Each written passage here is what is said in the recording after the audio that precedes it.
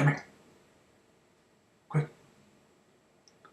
Did you hear about that pill that can not only make you look good, feel great, lose weight, take years of aging off of you, but also only costs $20 a month? You haven't? Well, neither have I, because it doesn't exist. There is no such thing as a one-size-fits-all kind of solution to your problems. What we're talking about today is not taking a lazy approach to your body, to your mental health, to weight loss even. These things take effort, and you shouldn't be relying on other people, relying on doctors and nutritionists and things like that to help figure out what plan works best for you. It's a concept of being your own specialist, okay? And by that I mean we're not taking the lazy way out, okay? So we're not actually going to be relying on what society says works, what your friends and neighbors and even family says works for them, because that just isn't realistically going to be working for you. Everyone is so very different in so many different ways. Physiologically, psychologically, we're all exceptionally unique individual beings. And we need to take that into account. So when you have these, like, just for one small example, dieting fads, things like Atkins diet and a keto diet and all these different things out there. Yes, certain things are structured in certain ways to accommodate people, but a very, very small percentage. What they're not telling you is that these are actually going to impact approximately 5 to 10% of the people that actually try it. And by impact, I don't mean that it's necessarily going to fix their overall body shape and general health. It's actually going to just give them some benefit. But that's at that stage. Okay, so that's at that point in their life. It may not work months down the road. It may not work years down the road. It's all going to be dependent on that individual's physiology. Nothing is set in stone as a one-size-fits-all solution. But it boils down to how we want to look. Literally looking at ourselves in the mirror, wearing certain things, even if you maybe go to a mall, a store, whatever it may be, and trying certain things on and really decide for yourself, not getting anyone else's opinion. Decide for you if you enjoy seeing yourself that way. If you do and that brings you happiness, then great. That's one step towards your better sense of well-being. Another example would be foods. Taking it upon yourself to figure out which foods give you benefit. So don't rely on people saying, "Oh, well, the kale and goji berries is the end all be all. You have to eat those in order to maintain good health." No, that may work for person A, person B, person C, but it may not work for D through Z, because we're all so unique. So you need to actually take some effort. Even journal down some of these things. Write down day to day. You eat, say, a particular meal plan. Working out an actual meal plan for yourself for a week. Try to maintain the same types of foods during that week. Jot down how you feel that same day, the next day, and so on. It can help you to determine which foods are doing what for you. And that may be that what you ate gave you more energy. Or maybe it made you feel sluggish. Maybe it gave you actual pain.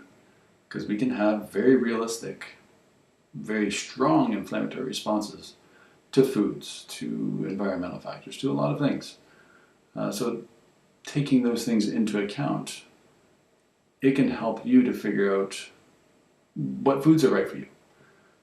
No dietitian is going to be able to tell you what you should be eating because your body is the only thing that knows. You try to eat specifically something that someone else says, for one, that may cause you stress because now you're not eating the things that you enjoy, which is also not good. You start to eat things that you don't enjoy, you increase your stress, you increase some negative things like some negative hormones, like your cortisol levels, and you do that for too long and it can cause damaging effects. It doesn't make any sense. You have to take it upon yourself to figure this out. Just I like myself. I've actually started to do some of these things and then figure out what I like, what I don't like, what things cause an impact to me. And I know some of those things now. Like for example, I know wheat products, not all, but the vast majority of them cause me a great deal of distress. Gastric, and I have joint pains the next day and the following day even. I can get almost like a sluggish mindset, sinus issues. Like I know that I have certain responses to certain foods now, and I know that I may not want to completely avoid them because that's going to overload me with stress as well, knowing that I can never have that again. That's definitely not something that you ever want to do, is put undue stress on you, unrealistic expectations on yourself, that you're never going to have this particular thing again. No, it's something where now you know that you can actually reduce maybe the amount of that particular thing. And by reducing, you'll start to see improvements in other aspects of your life. It's about that balance between what makes you happy and what makes you healthy. Now, if you want a good example of just one example of how different and how distinctly we respond to eating certain things. And that revolves around our microbiome, which would be like the gut health, the gut flora.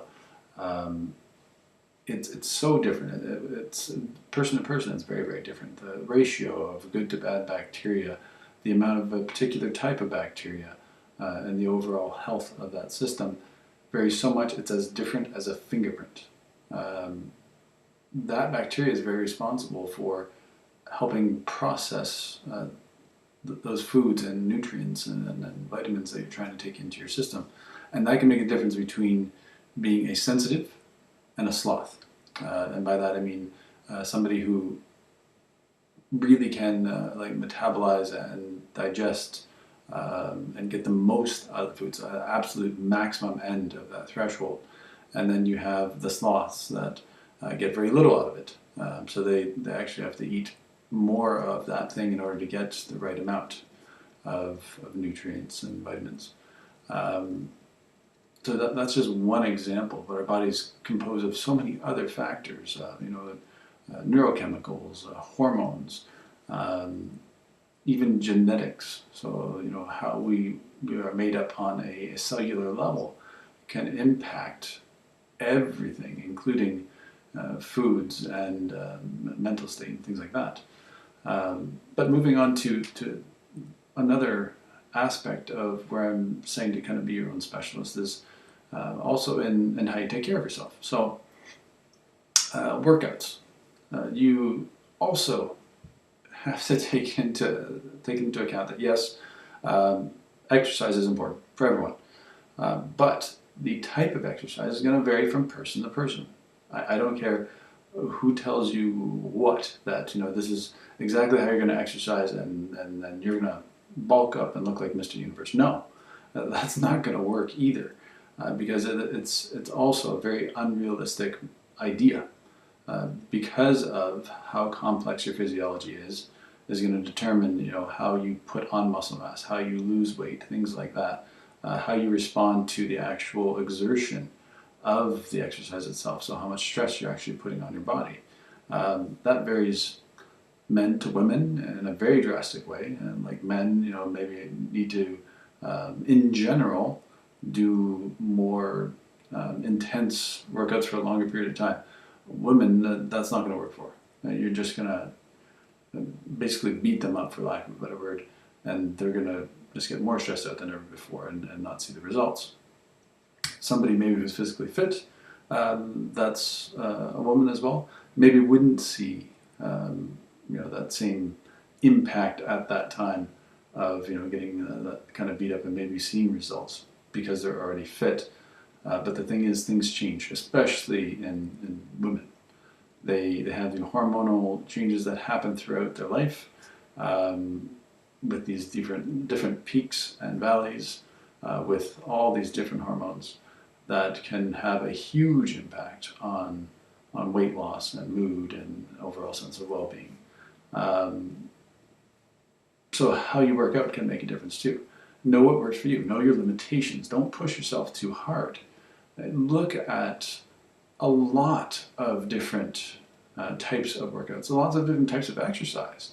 Because maybe what works for you is walking a lot per day with a little bit of weights a few times a week. Maybe for you it's doing just powerlifting and you feel great and you don't do a lot of cardio. Maybe it's a combination of like Pilates. Maybe it's you're going to go out and just do physical activities like tennis, basketball, whatever it may be, and that's what makes you feel good and actually keep fit. You will actually know based off of how your body responds to that stimulus. Only you. Again, it's not something that somebody can tell you, go ahead and do this and it will work, because that is absolute garbage. It will not. You'll have wasted your time and you'll just stress yourself out because you're trying to fit a mold that does not fit you. Other things as well. So if you want to see a good example of what I'm talking about in terms of how different, how complex, how unique you are, go to a festival, stand in the middle of a very crowded area and just look around. Do you see 100,000 faces staring back at you? 1,000 yous looking back at you? No. If you do, I would recommend getting medical attention as quickly as possible. But on a serious note, no. They're unique. Everyone's different. Just on the surface. And then imagine what's happening underneath. It's 10, 20, 30, maybe even 1,000 times different than you.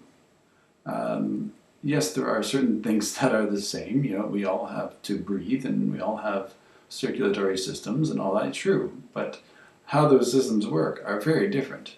And we may or may not be, genetically predisposed to certain things and certain factors. But we have to, again, not be lazy in our approach to our life, not lazy in our approach to our overall well-being. And we have one life and one body, and we need to figure it out. We need to take the time to figure it out. Once you do that, the rest is easy.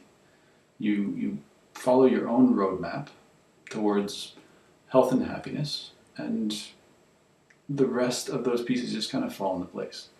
It's not an exact science here. This is just something where, through trial and error, you find the keys to your success. Failure here is really not something to be frowned upon. This is what's going to happen. You're going to fail several times. Very likely. Because it's unlikely that you're going to find that key set of foods, that particular workout, what you like to wear. Because it may take several trips to a mall or a store to actually find something that you're really happy with. But never just allow yourself to conform to what others say should be. And that's including society, friends, family, even your spouse. Only you can know what's going to make you happy and ultimately what's going to make you healthy, physically and mentally. So just some food for thought. I hope you all enjoyed what I had to say today. By all means, definitely share, like, subscribe, and lots of love. Thank you again for listening. Again, my name is Jay, and this is The Green Onion. Bye for now.